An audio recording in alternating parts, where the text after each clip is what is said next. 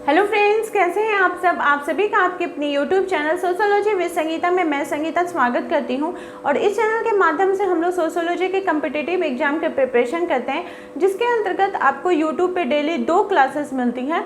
Morning के 8 बजे के क्लास में हम लोग कवर कर रहे हैं झारखंड माध्यमिक आचार्य के सोशियोलॉजी के सिलेबस को, और रात के 8 बजे कवर कर रहे हैं बीपीएससी टीआरई 4.0 और यूपी पीजीटी के सोशियोलॉजी के सिलेबस को। जैसा कि आप लोगों को न्यूज़ के माध्यम से और विभिन्न यूट्यूब चैनलों के माध्यम से पता ही चल गया होगा, और बिहार के शिक्षा मंत्री के भी आप लोगों ने देखा होगा उनका संवाद को, कि जल्द ही आप लोगों का बीपीएससी टीआरई 4.0 का एग्ज़ाम कंडक्ट होने वाला है। तो अपनी तैयारी को आप लोग और बेहतर बनाइए और फास्ट वे में अपना प्रिपरेशन स्टार्ट कर लीजिए। और आप लोगों के लिए मैं न्यू एनसीईआरटी सीरीज़ को स्टार्ट की हूँ, जिसके अंतर्गत एनसीईआरटी क्लास 11 और क्लास 12 का बुक से रिलेटेड जितने भी इम्पॉर्टेंट फैक्ट्स होंगे और एक्स्ट्रा मटेरियल जो भी होंगे वो सभी को मैं आप लोगों को करवाऊंगी। और साथ ही साथ वैसे स्टूडेंट्स जो पेड ग्रुप से जुड़ना चाहते हैं, जहां पे आपको एक सिस्टमेटिक वे में आपके सिलेबस के अकॉर्डिंग कंप्लीट नोट्स प्रोवाइड किया जाएगा, इसके लिए आप इस नंबर पर कांटेक्ट करके मिनिमम ओनली आपको फीस पे करना होगा 1000 का, ठीक है, जिसमें आप लोगों को पेपर 1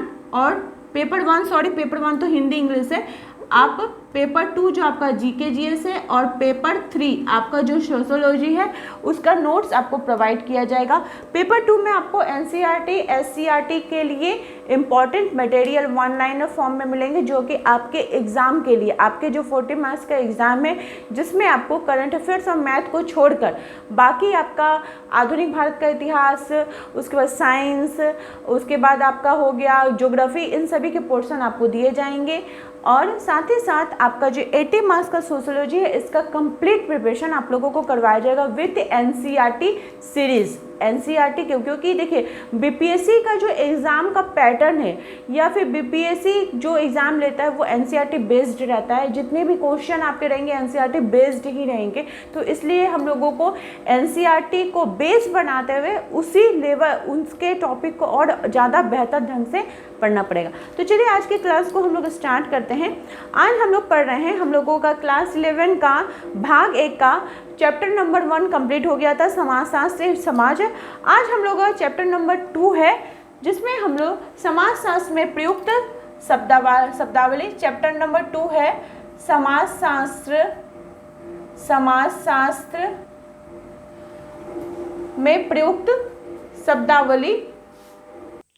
आज का जो हमारा चैप्टर 2 है, इसमें हम लोग क्या पढ़ेंगे कि समाज शास्त्र में प्रयुक्त शब्दावली, संकल्पनाएं एवं उनका उपयोग। ये आपका एनसीईआरटी क्लास 11 का भाग 1 का चैप्टर नंबर 2 है। इसके अंतर्गत जो भी इम्पोर्टेंट शब्दावली है उसको हम लोग पढ़ेंगे। तो पहले हम लोग देख लेते हैं कौन कौन से इसमें शब्दावली का प्रयोग किया गया है, हमारे बुक में एनसीईआरटी में प्रयोग किया गया। तो इस अध्याय में हम लोग जानेंगे सामाजिक समूह एवं समाज से। क्या जानेंगे? सामाजिक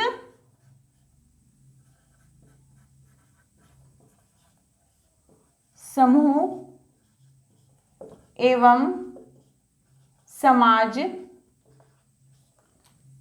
नेक्स्ट हम लोग फिर जानेंगे समूहों के प्रकार।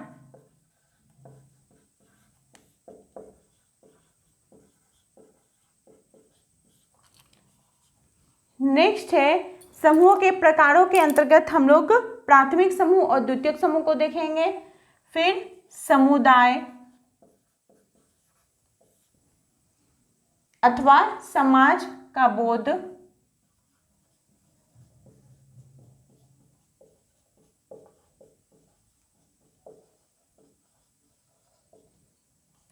नेक्स्ट टॉपिक है आपका जो हम लोग समूह के प्रकार पढ़े हैं, जिसमें प्राथमिक समूह, द्वितीयक समूह, अंतर समूह, बाह्य समूह, संदर्भ समूह, समवयस्क समूह, इन समूह के बारे में पढ़ेंगे।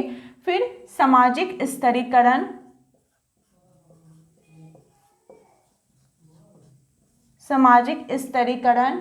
फिर नेक्स्ट जाति,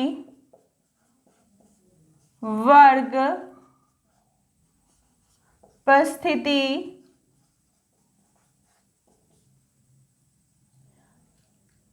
परिस्थिति जो पढ़ेंगे तो इसके अंतर्गत फिर हम लोग क्या पढ़ेंगे, परिस्थितियों के प्रकारों के संदर्भ में पढ़ेंगे। ठीक है, प्रदत्त परिस्थिति, अर्जित परिस्थिति, इसको पढ़ेंगे। फिर है भूमिका, उसके बाद सामाजिक नियंत्रण,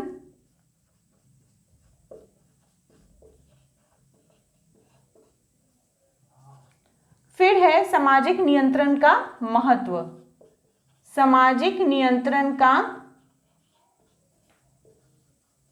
महत्व। इतने सारे आपके इसके अंतर्गत टॉपिक है।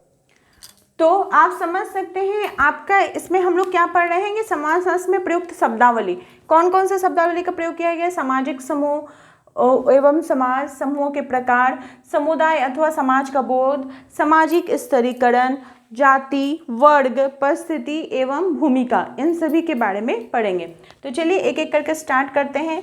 आज के क्लास में हम लोग देखते हैं कितने इसमें पॉइंट्स को कवर कर सकते हैं। सामाजिक नियंत्रण, तो ये सारा ही आप लोगों को पढ़ना पड़ेगा क्योंकि ये आप लोगों का एनसीईआरटी बुक में मेंशन किया गया है। तो देखिए जो शब्दावली क्या होता है, ये कॉन्सेप्ट होता है। मैं बार बार बोलती हूँ कि सोशियोलॉजी का आप लोगों को कॉन्सेप्ट समझना पड़ेगा। जो सोशियोलॉजी का शब्द है, जो टर्मिनोलॉजी है, उसको अगर आप समझ लेते हैं तो फिर आपका जो बेस है वो भी ठीक हो जाएगा। तो बोल रहा है कि प्रत्येक विषय को समझने के लिए एक विशिष्ट प्रकार की शब्दावली का प्रयोग किया जाता है हर चीज़ को समझने के लिए।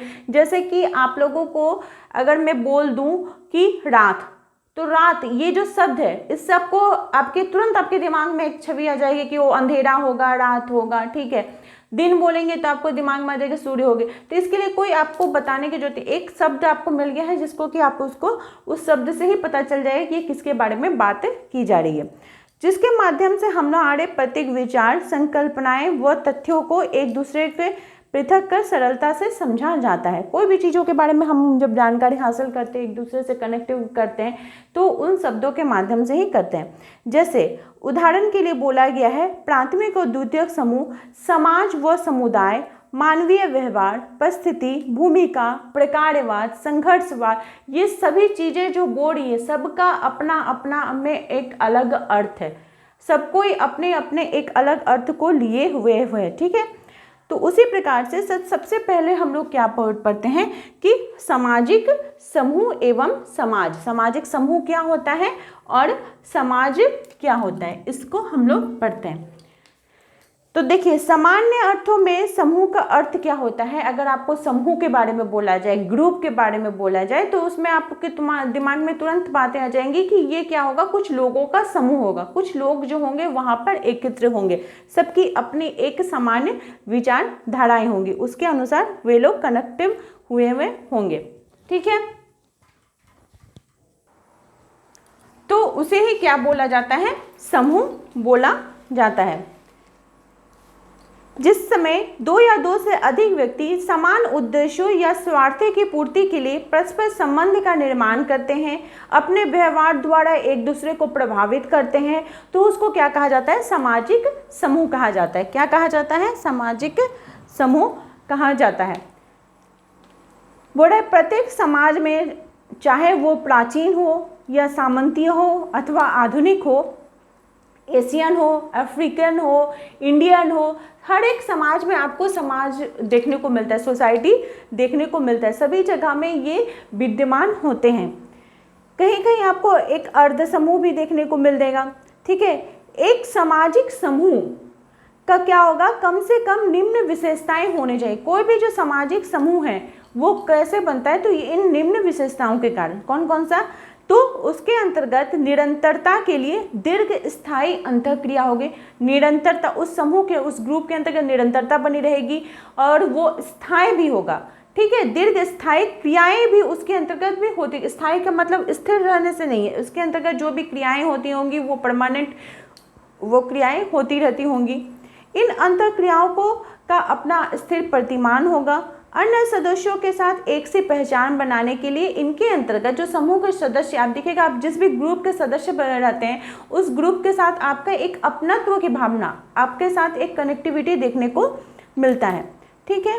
तो अर्थात हम कह सकते हैं कि प्रत्येक व्यक्ति समूह के प्रति उसके जो नियम होते हैं, उसके जो आदर्श हैं, उसको फॉलो करते हुए उसके साथ कनेक्ट हुआ रहता है, जुड़ा हुआ रहता है। इसके लिए टाइम टू टाइम विभिन्न जो थिंकर्स हैं उन्होंने परिभाषाएं दी हैं। तो क्या क्या है कि बोगार्ट्स महोदय बोलते हैं, बोगार्ट्स व जॉनसन बोलते हैं, इन्होंने समाजशास्त्र को संबंधों का नहीं बल्कि समूहों का अध्ययन करने वाला विज्ञान माना है। बोगार्ट्स और जॉनसन क्या बोलते हैं कि समाजशास्त्र संबंधों का नहीं बल्कि समूहों का अध्ययन करने वाला विज्ञान है। मैकआइवर एवं पेज बोलते हैं कि समूह को संबंधों की व्यवस्था माना है। मैकआइवर एवं पेज समूह को संबंधों की व्यवस्था मानते हैं। आर्कबर्न एवं नेमकॉफ बोलते हैं कि जब दो या दो से अधिक व्यक्ति मिलते हैं, एक दूसरे पर प्रभाव डालते हैं, प्रभावित करते हैं, तो वो क्या करते हैं, एक समूह का निर्माण करते हैं। क्या करते हैं, एक समूह का निर्माण करते हैं। तो अगर हम विभिन्न परिभाषाओं को देखें तो इसके आधार पर हम समूह की क्या विशेषताएं बता सकती हैं कि इसमें पारस्परिकता हो, जागरूकता होगी, एक निश्चित ढांचा होगा, एक स्थिर ढांचा इसके अंतर्गत देखने को होगा। समूह को जो सदस्य होंगे उसमें सामान्य आदर्श एवं मूल्य देखने को मिलेंगे। स्तरीकरण की अनिवार्यता होगी, समाज के अंतर्गत जो समूह के सदस्य हैं उनमें भी स्तरीकरण आपको देखने को मिलेगा। ये व्यक्तियों का संघर्ष, व्यक्तियों का संग्रह होता है। समूह क्या होता है, व्यक्तियों का संग्रह होता है। बहुत सारे व्यक्ति उस समूह के सदस्य रहते हैं, उनके अंतर्गत सहयोग की भावना रहती है, समान रुचि एवं स्वार्थ रहता है।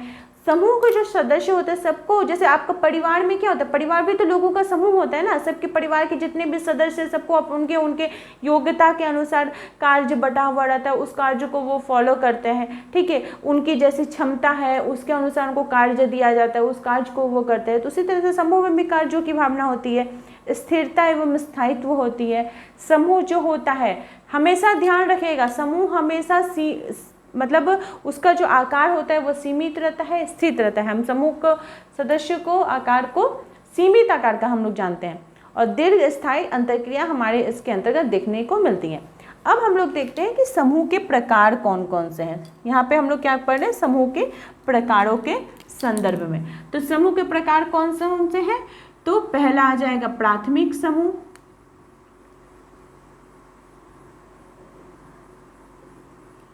दूसरा आ जाएगा द्वितीयक समूह।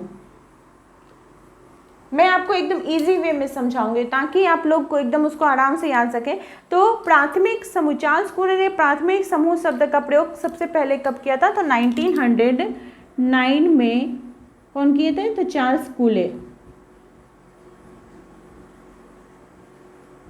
इन्होंने इसका प्रयोग किया था अपने पुस्तक सोशल ऑर्गेनाइजेशन में। किसमें किए थे, सोशल ऑर्गेनाइजेशन में किए थे।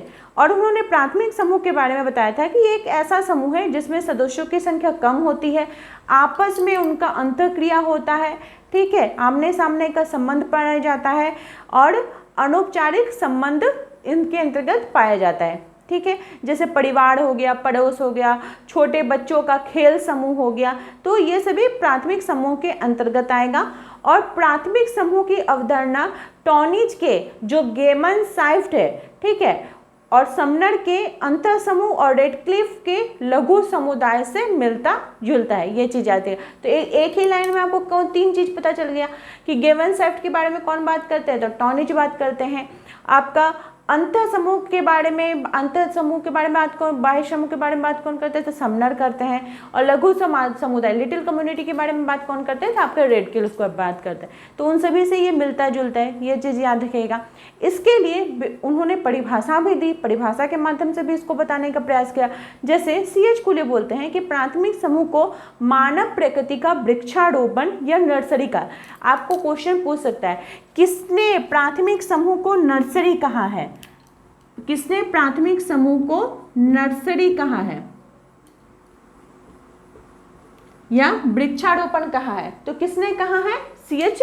कूले ने, ठीक है, इन्होंने कहा है। फिर मैकआइवर एवं पेज बोलते हैं कि प्राथमिक समूह हमारे लोकाचारों को की क्या है, जन्मस्थली है, या हम कह सकते हैं हमारे जो विश्वास है, हमारी जो निष्ठाएं है उसका परिचारक है, उसको आदान प्रदान करती है। कहाँ पे, तो प्राथमिक समूह के अंतर्गत।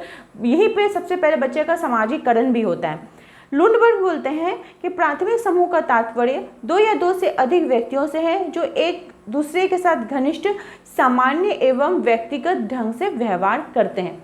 अब इन परिभाषाओं के आधार पर जब अगर आपको बोला जाए कि प्राथमिक समूह का विशेषता बताइए तो क्या होगा, तो क्या हो जाएगा, लघु आकार होगा, घनिष्ठता पाई जाती होगी, आमने सामने का संबंध होता होगा, स्थायित्व की भावना देखने को मिलेगी, सर्वव्यापक, कोई भी ऐसा सोसाइटी नहीं है जहाँ पे आपको परिवार ना देखने को मिले, प्राथमिक समूह ना देखने को मिले, यानी कि यह सर्वव्यापक होगा।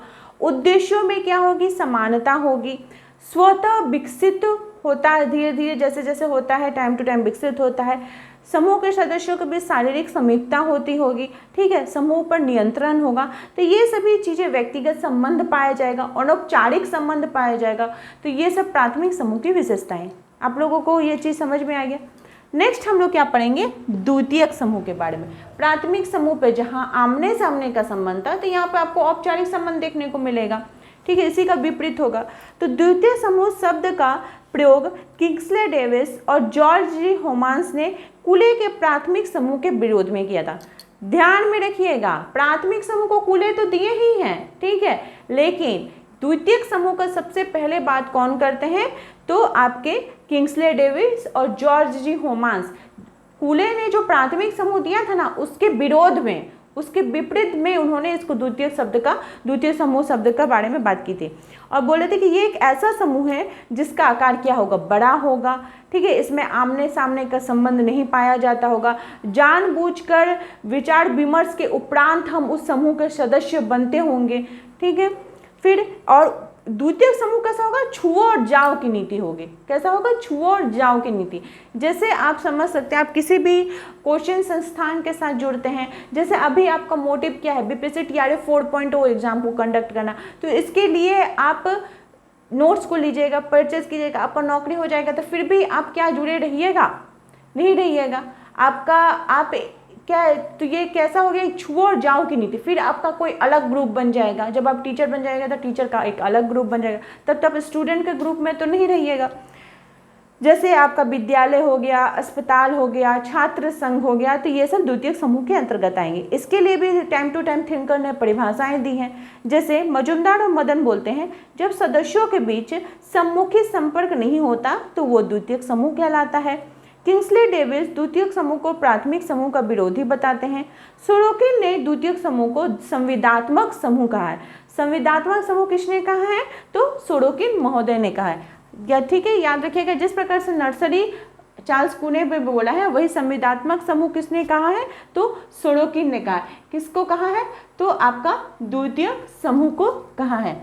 ये चीज़ भी ध्यान में रखिएगा। अब हमारे द्वितीय समूह की जो हम लोग परिभाषाएं पढ़े, इसके आधार पर जब इसकी विशेषताओं को बोला जाएगा कि विशेषता बताइए, तो इसका विशेषता कौन कौन सा हो जाएगा, तो बड़ा आकार होगा, अप्रत्यक्ष अवैयक्तिक संबंध होगा, औपचारिक फॉर्मल रिलेशन देखने को मिलेगा, सदस्यता की सीमित अवधि होगी, उत्तरदायी सीमित होगा, ठीक है, व्यक्ति जो होंगे उनकी उपस्थिति भूमिका निर्भर होगी, उद्देश्य एवं लक्ष्य को मेन बोलो फोकस करके उस ग्रुप के साथ जुड़े हुए रहेंगे।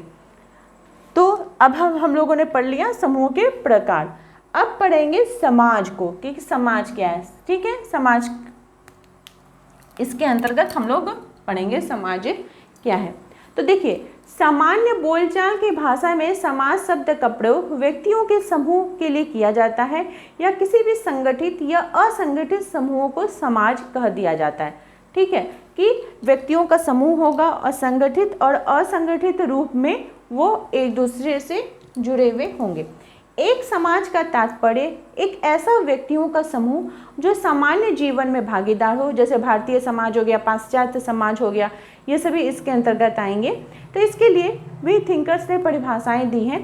क्या है कि गिडिंग्स महोदय बोलते हैं कि समाज स्वयं संघ है, संगठन है, औपचारिक संबंधों का योग है जिसमें सहयोग देने वाले व्यक्ति एक दूसरे के साथ जुड़े हुए या संबंधित होते हैं। रूटर महोदय बोलते हैं कि समाज एक अमूर्त धारणा है जो एक समूह के सदस्यों के बीच पाए जाने वाले पारस्परिक संबंधों की जटिलता का बोध कराती है। मैकइवर एवं पेज बोलते हैं कि समाज के 7 आवश्यक तत्व होते हैं। ठीक है, वे 7 मैकइवर एवं पेज समाज के कितने आवश्यक तत्व बताए हैं? तो 7 आवश्यक तत्व बताए। कौन कौन सा है? रीतियाँ, आपको मैं यहाँ पे गिना देती हूँ। रीतियाँ, कार्य प्रणालियाँ, अधिकार, पारस्परिक सहायता, समूह एवं विभाग, मानव व्यवहार का नियंत्रण एवं स्वतंत्रता। ये 7 आवश्यक तत्वों के बारे में कौन बात करते हैं? मैकइवर एवं पेज। किसके संदर्भ में? तो समाज यानी सोसाइटी के संदर्भ में। अब इनकी विशेषताओं को हम लोग देखें तो क्या हो जाएगा? समाज में जो सदस्य होते हैं, ठीक है, क्योंकि बिना किसी सदस्य के समाज का निर्माण नहीं होगा और बिना मनुष्य के भी समाज का निर्माण नहीं होगा। समाज में मनुष्यों का, सदस्यों का रहना भी जरूरी है। तो समाज में अनुश्रयता देखने को मिलती है, एक दूसरे के साथ वो कनेक्टेड रहते हैं। परिवर्तनशील एवं जटिल व्यवस्था है। पारस्परिक जागरूकता हमें देखने को मिलती है। अमूर्त होता है, जिसको हम देख नहीं सकते, समाज को हम देख नहीं सकते हैं। ठीक है, समानता व असमानता दोनों ही चीज़ें हमारे समाज के अंतर्गत देखने को मिलती है। कोई धनी भी है तो कोई गरीब भी है। ठीक है, तो ये सभी चीज़ें हमें देखने को मिलती हैं। कोई भी ऐसा सोसाइटी नहीं है जहाँ पे आपको सहयोग और संघर्ष ना दिखने। सिर्फ सहयोग नहीं है, संघर्ष भी हमें सोसाइटी के अंतर्गत देखने को मिलता है। और ये सिर्फ मनुष्यों तक ही सीमित ना होना, ये क्या है? समाज है। तो ये था समाज। नेक्स्ट है समुदाय यानी कम्युनिटी। समुदाय अथवा समाज का बोध है, जिसके अंतर्गत हम लोगों ने समाज को देखा। अब हम लोग देखेंगे समुदाय को यानी कम्युनिटी को। तो कम्युनिटी ये क्या है? अंग्रेजी भाषा का शब्द है जो कि किससे निकला है? कम्युनिस्ट से निकला है। यानी कम का अर्थ होता है साथ साथ और म्यूनिस का अर्थ होता है सेवा करना। ठीक है, तो समुदाय का शाब्दिक अर्थ क्या हो गया? साथ साथ मिलकर सेवा करना। ठीक है, दूसरे शब्दों में हम कह सकते हैं कि समुदाय से तात्पर्य उन मानव संबंधों से है जो बहुत अधिक व्यक्ति घनिष्ठ और चिरस्थायी होते हैं, जो एक निश्चित भूभाग में रहते हैं, जहां एक व्यक्ति की भागीदारी सच्चे मित्रों अथवा एक सुगठित समूह में भले ही परिवार जितनी नहीं परंतु महत्वपूर्ण अवश्य मानी जाती है। हम जिस भी कम्युनिटी के सदस्य होते हैं, हमारी भागीदारी जो होती है वो पॉजिटिव वे में लिए हुई होती है। इसके लिए विभिन्न समाजशास्त्रियों ने परिभाषाएं दी हैं, जैसे लुंडबर्ग एवं अन्य बोलते हैं कि एक मानव जनसंख्या जो एक निश्चित भौगोलिक क्षेत्र में निवास करती है और जो सामान्य एवं अनुशासित जीवन व्यतीत करती है उसको समुदाय कहा जाता है। आर्गबन एवं निमकॉफ बोलते हैं एक सीमित क्षेत्र में सामाजिक जीवन के संपूर्ण संगठन को क्या कहा जाता है? तो समुदाय कहा जाता है। समुदाय के आवश्यक तत्व कौन कौन से होते हैं? तो व्यक्तियों का ये समूह होता है, निश्चित भौगोलिक क्षेत्र में, एक निश्चित भौगोलिक क्षेत्र में होगा। समुदाय में हम की भावना पाई जाती है। ठीक है, आपसी उत्तरदायित्व निर्वाह करने का बोध रहता है, निर्भरता, एक दूसरे के साथ निर्भरता रहती है। तो समुदाय की हम विशेषता इस प्रकार से समझ सकते हैं कि ये स्थायित्व होती है, स्वतः इसका विकास होता है, हर समुदाय का, हर कम्युनिटी का अपना स्पेशल नेम होता है, व्यापक उद्देश्य लिए हुए होते हैं, मूर्तता होता है, सामान्य आपका नियम व व्यवस्था होता है, सामान्य जीवन होता है, अंतर आत्मनिर्भरता होती है, अनिवार्यता, सदस्य की अनिवार्यता हमें देखने को मिलती है। तो उसको क्या कहा जाता है? समुदाय कहा जाता है। तो आज की क्लास में हम लोगों ने क्या क्या पढ़ा?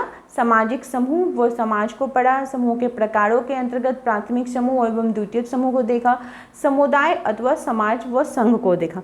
कल के क्लास में हम लोग जो समूह के अन्य प्रकार हैं, अंतर समूह, बाह्य समूह, संदर्भ समूह, समवयस्क समूह, इन सभी को देखेंगे, क्योंकि एक दिन में क्लास को ज़्यादा लंबा करना, फिर चीज़ें आपके लिए भी जो उसको एडजस्ट करना वो दिक्कत हो जाएगा। तो जितने मैंने चीज़ें आपको बताएं उसको आप लोग जरूर नोट कीजिए और इसी प्रकार से आप लोग चैनल के साथ बने रहिए। आप सभी का मेरे चैनल में बने रहने के लिए बहुत बहुत धन्यवाद।